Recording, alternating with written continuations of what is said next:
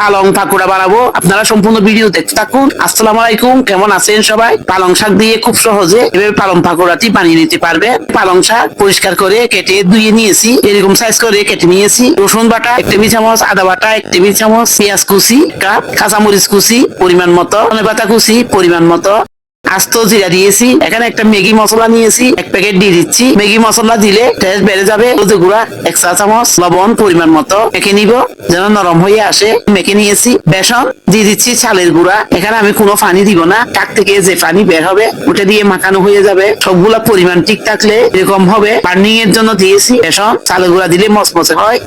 ফ্যানের মধ্যে তেল দিয়েছি, পাকোড়াগুলো তেলের মধ্যে দিয়ে দিচ্ছি। উল্টে পাল্টে পাকোড়াগুলো এভাবে ভেজে নিয়েছি। বাকি যে আছে ওগুলো ভেজে নিব। সবগুলা বাজানো হয়ে গেলে উঠিয়ে দিচ্ছি। উঠিয়ে নিয়েছি। দেখতে যেমন সুন্দর হয়েছে, খেতেও দারুণ হয়েছে। যারা বিকেলের নাস্তায় সহজে এভাবে বানিয়ে নিতে পারবে। রমজানের সময়ও এভাবে পাকোড়াটি বানিয়ে নিতে পারবে। ভিতরে সফট করে মচমচে, এতে অসাধারণ হয়। সহজে আপনারা বানিয়ে নিবেন। আশা করি আপনাদেরও ভালো লাগবে। সবাই ভালো থাকবেন। আল্লাহ হাফেজ।